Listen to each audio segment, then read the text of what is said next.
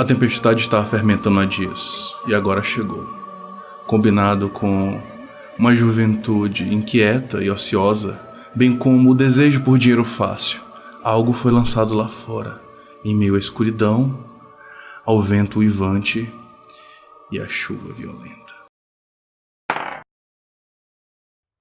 E aí, roladores de dados, eu sou o Dimitri, esse é o R2PG e hoje nós vamos falar sobre uma aventura magnífica ou um cenário magnífico, independentemente do que você desejar. Hoje nós vamos falar sobre Deadlight, que vai estar aqui na descrição o link para você poder comprar. Ela custa menos de 10 doletas, 9 alguma coisa, menos de 10, né? É uma aventura bem curta e muito interessante. Pode ser utilizada tanto como one shot, que ela é bem legal, railroad e tudo mais, começo, meio e fim, tudo amarradinho, bem como ela pode ser utilizada tranquilamente no meio de uma campanha ou como início de uma campanha. Esse vídeo aqui é apenas para os olhos dos mestres, então, senhores, deixa logo o like, deixa o like mesmo, porque hoje nós temos meta de likes. Compartilhe com seus mestres, porque agora nós vamos destrinchar sobre essa aventura. Agora que nós separamos os meninos dos homens, vamos colocar as cartas na mesa. Deadlight é uma aventura divertida, como eu já falei, curtinha e tudo mais. Então, eu vou contar um pouco da história, o background da aventura antes de começar a aventura em si. Existe uma garota chamada Emily Webb e ela é neta de um senhor, de um médico, que ele trabalha com umas coisas obscuras, eu vou falar disso mais pra frente. Ela recebe uma mesada do cara pra cuidar dele lá na casa dele, ok. Ela vive nesse bangalô com o avô dela e o lugar mais próximo que ela mais faz negócios é numa cafeteria barra posto de gasolina, que tem na beira de estrada. Como eu falei, essa é uma aventura de viagem, ou seja, ela acontece com os jogadores andando por uma highway, vamos dizer assim, então pode ser colocado em qualquer situação de jogo ou qualquer lugar do planeta, vamos dizer assim. Como waitress, como atendente dessa cafeteria, temos a Mary Laker, que é um projeto de Femme Fatale, que ela viu aquela menina da mesma idade dela, cheia de dinheiro, aí começou a ter inveja, a inveja virou ódio, sabe como as coisas vão se escalando e ela acaba convencendo o namorado dela, mais um idiota, que é amigo do namorado dela, a pegarem esse dinheiro lá na casa do velho. Eles vão lá, numa bela noite maravilhosa, arrombam um portão da frente da casa, chegam na porta da casa, a porta da casa não tava trancada, sei lá. Eles abrem, tá lá tanto a Emília quanto o avô dela tomando chá, ouvindo um rádio, e aí o velho tenta reagir, leva um pipocão no ombro, cai no chão, Emília fica sem reação, eles perguntam onde tá o dinheiro, o velho aponta pra uma caixa, eles quebram o cadeado da caixa, abrem, adivinha, não tem dinheiro nenhum, lá tem uma coisa. E agora começa-se a aventura, os jogadores estão aqui dirigindo o carro de boa e tal, conversando, papá, tô indo pra algum lugar, tô indo pra outro. Eu vou falar depois como foi na minha aventura, como eu encaixei isso no meu jogo. Então é o seguinte, eles estão dirigindo e do nada eles veem Emília parecendo um fantasma, uma menina de branco, pálida, com um olhar meio perdido, caminhando no meio da rua. Esse cenário, ele é railroad, como eu já falei, ou seja, ele segue direto, ele precisa de certas coisas, ele é meio forçante, né? Então é necessário que os jogadores coloquem ela pra dentro do carro e sigam a viagem com ela. Então como é que aconteceu no meu jogo? No meu jogo, os jogadores começaram a discutir, não tomaram nenhuma decisão com relação a isso, e vocês agora estão em cima dela. Faz o teste de dirigir alto, né, no chamado de Catulho. Aí o cara jogou, ele conseguiu, deu um acerto, eu falei, tu conseguiu frear o carro? Mas tu acabou encostando assim, deu uma pequena batida nela, ela caiu. Então ela sumiu do campo de visão de vocês. Então eles ficaram com medo de saírem do carro e chegar lá, ela não tá mais lá, ou ser um fantasma, alguma coisa. Mas chegaram lá estava ela no chão e tudo mais. Balbuciante, papá, acabaram colocando ela pra dentro do carro. O que acontece? Os jogadores podem querer fazer, por exemplo, um teste de psicologia. Se ele tirar um bom resultado, você pode dizer que ela pode voltar ao estado normal dela a qualquer momento. Um teste normal dá pra dizer que ela está catatônica, ela está meio mesmerizada ali, ela tá meio balbuciante, não fala nada com nada. Se fizer algum teste de medicina, pode ver que ela tá tendo um princípio de hipotermia, porque ela tava andando na beira da chuva por um bom tempo. Ela também tá machucada nos pés, possivelmente porque andou bastante. Duas pequenas dicas aí. Primeiro, eu não costumo muito colocar músicas, não costumo usar tantos sons no meu jogo, mas muito fácil você conseguir um som de chuva com raios, que é muito boa pra ambientar esse jogo, que você pode conseguir no YouTube com muita facilidade, bem como este é o grande momento, esse é um bom momento na minha concepção de você fazer um foreshadowing do monstro. Quer entender um pouco mais sobre foreshadowing? Tá aqui no card. Você pede pra todo mundo jogar um teste de localizar. não tem problema eu mandar todo mundo fazer um teste localizado, é melhor fazer um teste escondido aqui por detrás do escudo. Não tem problema, porque como eu falei, isso é um foreshadowing. Então vamos dizer assim, se tu manda todos os jogadores fazerem, possivelmente um deles vai passar. Se nenhum deles passar, eles vão ficar com aquela sensação de que tem alguma coisa ali que eles não viram e tal, então isso já começa a dar a sensação pro jogo, não tem problema. Vamos lá. Se um deles passar, você diz que tem uma luz ao longe, mas ao meio da mata. É uma luz branca e estranha. Se você quiser fazer esse jogo num mundo moderno, você não vai dizer que a luz é branca e estranha, porque uma luz branca seria normal com uma lanterna de LED, né? Na década de 30 não teria lanterna de LED, então só o fato de ser uma luz branca já é estranho. Então, mas você vai dizer que de alguma maneira aquilo pra eles ela é meio uma luz mais fraca. De alguma maneira ela sente aquele arrepiozinho ali, né? Vocês entenderam? Partimos pra segunda cena. Segunda cena pra mim é a menos importante, porque eu não utilizei o personagem da Mary Laker. Por quê? Porque ela se tornaria, já que eu coloquei no meio de uma campanha, eu não coloquei no one shot, e nem no início de campanha, ela se tornaria uma NPC incômodo. Uma NPC que ficaria ali perturbando e tudo mais, e eu não queria mais isso pro meu jogo. Meu jogo já tem muitos NPCs incômodos, então eu resolvi poupar meus jogadores disso. Então a Mary Laker, ela, como eu falei, é um protótipo de femme fatale. Ela vai tentar ludibriar, ela vai tentar enganar, ela vai tentar conseguir o que ela quer. E no momento que ela olha a Emília ali, e os caras não voltaram, não falaram com ela, na década de 30 ninguém ligou pra ela, obviamente. Se você estiver jogando numa situação moderna, faça de algum, olha, ninguém tá com o celular dentro de área, a torre responsável por aquela área tivesse desabado, corta a comunicação total, beleza? Nesse jogo, quando eles chegarem nessa cena, que vem a cafeteria / posto de gasolina, faça com que eles, se eles quererem utilizar o telefone, deixe lá o telefone estar mudo, como eu já falei. Corta comunicação. Os jogadores não vão ter como investigar isso porque seria muito difícil, teria que percorrer muitos quilômetros ou qualquer coisa do tipo, mas aquela questão. Estamos em meio a uma tempestade com raios, então pode ter queimado rede elétrica, pode ter queimado rede de telefone, pode ter caído torre, tudo, entendeu? O vento forte pode ter derrubado uma árvore e cair em cima de fios. Engraçado, ó, eu moro em São Luís, então uma árvore cair por causa de vento pra mim é normal. Agora, às vezes chegam uns turistas aqui, eu falo, não, essa árvore caiu por causa de um vento.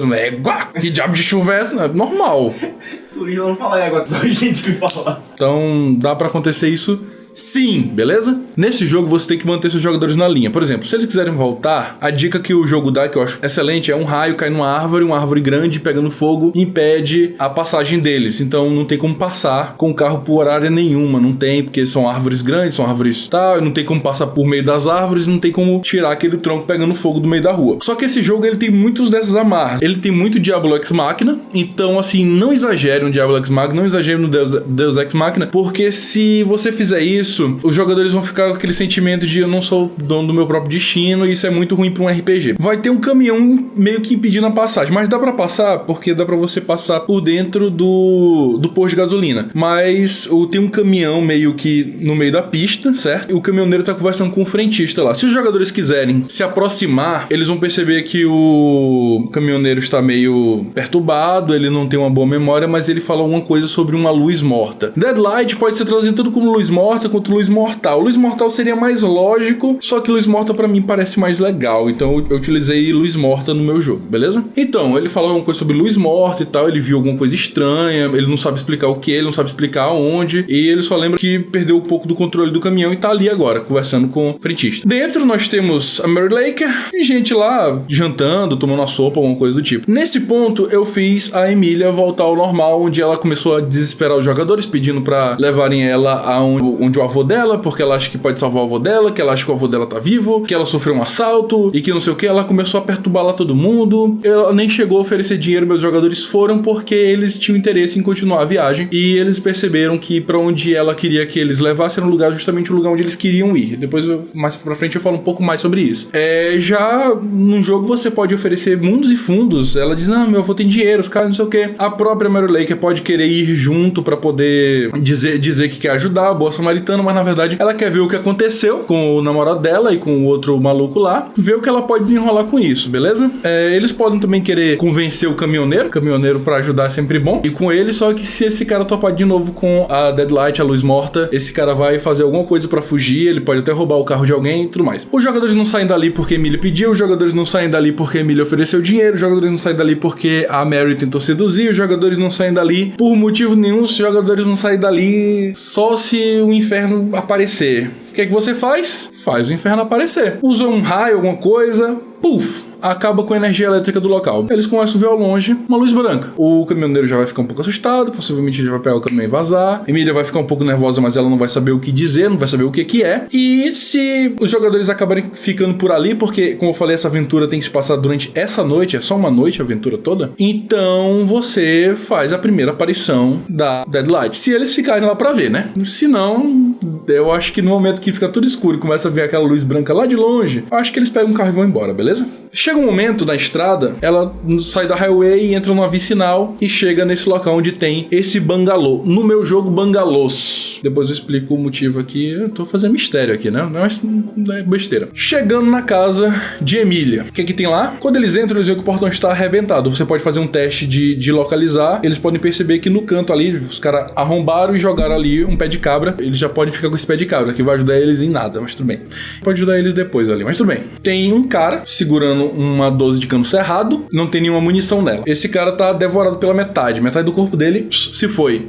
Hora de testar a sanidade dos jogadores. Então tem esse cano cerrado, não tem munição, porque ele deu um tiro no velho e deu um tiro na coisa, e na luz morta e não ajudou em nada. Então ele tá sem munição, mas tá lá um cano cerrado, eles podem utilizar para outras coisas. Se eles forem em cima do velho, você pode fazer o velho de duas maneiras. Ou ele tá morrendo, ou ele está morto. No meu caso, eu botei ele morto. Não acho interessante botar o velho morrendo. O cara levou um tiro no ombro, a menina andou quilômetros e quilômetros e o cara tá vivo ainda, sangrando. Esse velho é osso duro de roer demais, na minha concepção. Então, eu deixei o velho falecido, mortíssimo. O velho tem dinheiro na carteira, o velho tem muita grana, e ele tem uma caderneta. Essa caderneta é um prop interessante, não tem no livro, mas você vai ter que falar para os seus jogadores, caso eles vão ler essa caderneta, que esse velho ele mexe com coisas muito estranhas. Ele, além de ser um médico que perdeu a licença por fazer coisas erradas na visão da profissão, ele acabou ganhando dinheiro de outras formas. Ele conseguiu de alguma maneira essa caixa, que está lá aberta e com o cadeado quebrado, e essa caixa tem essa coisa. Nessa caderneta vem falando sobre o ritual de como tirar essa coisa da caixa e como colocar ela de volta. É necessário um sacrifício humano para isso. Preciso colocar um círculo na testa de um ser humano para fazer isso. Ele utilizava isso para matar bebês. Bebês que não podem ser mortos de maneiras normais. Filhos que nascem duno e... Se você conhece um pouco de chamar de católico, você sabe do que eu tô falando, né? Aquelas crianças que não são filhos só de gente. Então ele utilizava essa caixa para isso. Dá pra ver que o velho não é fluxicheiro. Emília é inocente na parada. Ela sabe que tinha uma caixa, ela não sabe pra que serve. No meu jogo, eu coloquei a Emília, caso eles protegessem a Emília e cuidassem dela até o final, eu coloquei ela como uma certa perícia em medicina, pra caso eles deixassem ela viva e cuidassem dela até o final e ajudassem ela se tornasse um NPC que ajudasse ele, por exemplo, caso eles levassem um tiro e não quisessem ir pro hospital, pra não precisar contar pra polícia e tudo mais, ela ajudar. Isso aí fica aí como dica pra vocês, se vocês quiserem fazer isso. Caso contrário, a Emília é só mesmo, no livro ela é só mesmo uma menina que ganha dinheiro sem fazer pra nenhum. Outra coisa muito importante que tem nessa cadernetinha e se essa criatura sair sem nenhum ritual de nenhuma, ela é só uma criatura que tem fome infinita e vai sair por aí consumindo tudo até o fim dos tempos. O que nessa caderneta não tem são as fraquezas dela. As fraquezas da luz morta são a luz do sol, ou seja, não pode deixar amanhecer, senão a criatura vai morrer na luz do sol. A criatura não é um ser de muita inteligência, mas o suficiente para se esconder do sol, caso o sol esteja nascendo. E... Eletricidade, cara, é o seguinte. A maneira que você vai contar isso pros seus players é show don't tell. Quer saber um pouco mais sobre show don't tell? Kart. Deixa a criatura consumindo alguém, ou atacando alguém, ou então chegando próximo, ou eles tentando se esconder dentro do carro, como se o carro fosse protegido de alguma coisa. Alguma situação vai acontecer quando a criatura estiver próximo, e um raio cairá próximo, e a criatura vai se assustar com o raio e vai fugir. Então tem essas duas maneiras de sobreviver a criatura. Ou sobrevivendo até amanhecer, ou dando um choque nela. Só que não tem como seus jogadores saberem que a criatura morre com o sol. Então, eles vão ter que lutar pela vida aí até o last second. Já que a Emília vive num bangalô afastado, ela não tem eletricidade de fios. Eles têm um gerador. No meu jogo, eu botei que o gerador é movido a diesel e acabou o diesel. E tem uma casinha próxima, né? Não é casinha, não. É aquela casa de ferramentas. Só uma coisa de madeira, bem fino, tranquilo. Que eles botam afastado da casa para manter ferragem, não sei o que e tal. Gente que mora mais pro mato tem muito isso, né? Tem pá, tem machado, um monte de coisa lá para guardar. Então, lá vai ter uns litros lá de diesel para eles poderem botar no gerador. O gerador vai dar choque e tudo mais. Agora, não deixem que o seu seus jogadores sejam limitados a ter que utilizar o gerador para poder derrotar a criatura. Vai que eles criam um jeito de fazer um raio com uma pipa lá. O jogador é o diabo. O jogador inventa coisa e você tem que dizer sim antes de dizer não. A gente já fez esse vídeo, né? Diga sim, alguma coisa assim. Eu já falei assim, olha, eu vou assim, você quer saber mais sobre dizer sim? Tá aqui. Se não tiver, fico com a vergonha e foi. No jogo, no livro, eles dizem que o namorado da Mary, ele tá bem, né? Tipo assim, que nem a Emília, assim, só que ele, tipo, tá infantil, ele regrediu a mente. O que é que eu fiz? Tirei um braço dele pra dar um ar mais cabuloso e deixei ele com uma espingarda na mão, que ele também tem um cano cerrado, e com uma pretensão de roubar. Então ele tá andando por ali querendo dinheiro com aquela arma, louco, então ele já se torna um inimigo bacana assim pro meio da aventura. Principalmente quando eles estão ali no bangalô, andando pro lado pro outro, pegando diesel e tudo mais. A casa onde tem o diesel, a casinha do diesel, a casinha de ferramentas, eu coloquei que tava trancada, então eles tiveram que usar o pé de cabra que eles acharam pra poder abrir. Se você quiser, você pode colocar, por exemplo, um vizinho aparecendo meio assim, as pernas, mas sem representar um grande perigo, apenas para dar um susto ou para fazer um roleplay ali. E no meu jogo eu criei uma outra maneira de fazer a parada, já que tínhamos um físico no meio da história, ele sabia como fazer um circuito e tudo mais, eu disse que dava para fazer um ritual fazendo um circuito, esse circuito fazendo o símbolo do sinal antigo, né? Tá aqui o sinal antigo. O sinal antigo todo mundo conhece, é uma coisa chamada de católico, né? Proteção e tudo mais. É uma das poucas coisas boas que tem no mundo do Lovecraft. Uma das coisas que afastam as entidades Lovecraftiano. Eu criei um ritual, eu criei as palavras que seriam necessárias para fazer o ritual, porque é o seguinte, quando você pega e escreve o ritual assim, não bota um bufo café de tal, isso tira um pouco do mito de Cthulhu, todo mundo vai se associar ao tio do Jack Chan, então eu botei umas palavras aleatórias ali, entendeu? Ratu, Kanaf, Elebar. Aí eu botei assim, vocês têm que pronunciar isso. Aí os caras têm que pronunciar mesmo durante o meu jogo. Por quê? Dá aquela imersão pros jogadores. Eu escrevi ali mesmo e os caras ficaram lendo e tudo mais pra poder fazer o ritual e colocar a criatura de volta da caixa. Eles colocaram a criatura de volta da caixa, botaram um cadeado, amarraram com uma corda. Foi engraçado essa cena. Um dos jogadores quase morreu, mas ossos do ofício, chamado de Cthulhu, cara. Então, no livro, ele não fala sobre ritual, nem sons, nem símbolos. Eles só falam que a caixa tem símbolos, eles não botam nenhuma imagem da caixa. Ele diz que a caixa tem símbolos de proteção e tudo mais. Eles dizem que tem que ter um símbolo circular na testa da vítima, não fala como é exatamente esse símbolo. E que a vítima tem que estar próxima da caixa e tudo mais. Eu criei esse circuito com o símbolo antigo, eu criei o que ser falado, eu criei tudo isso, tipo, não tem isso no livro, porque os jogadores já tiveram que lidar com um ritual antes e ele agora lidando com outro ritual. Dá um recall aí bacana e mantém o jogo nos trilhos. Galera, é o seguinte, vamos lá, vou para as dicas finais agora. Não apertem o passo da investigação. Se vocês viram até aqui, deu para ver que o jogo é rápido. Então, se vocês deixarem a situação lenta, não sei o que e tudo mais, para dar aquela sensação de terror crescente, eles veem a luz ao longe, eles pegam um carro e vão pá, passa pouco tempo lá tá a luz de novo. Isso é bacana, dá aquele sentimento de Jason, né? O Jason vem devagarzinho, tá lá o Jason de novo, próximo. Vou frisar o que eu já falei, que é o jogo tem muito Diablo Ex Machina, Deus Ex Machina pra manter o jogo no trilho, então não abuse disso, porque senão os jogadores vão achar estranho, não vão gostar. Só um pouquinho ali, outra acolá, eles,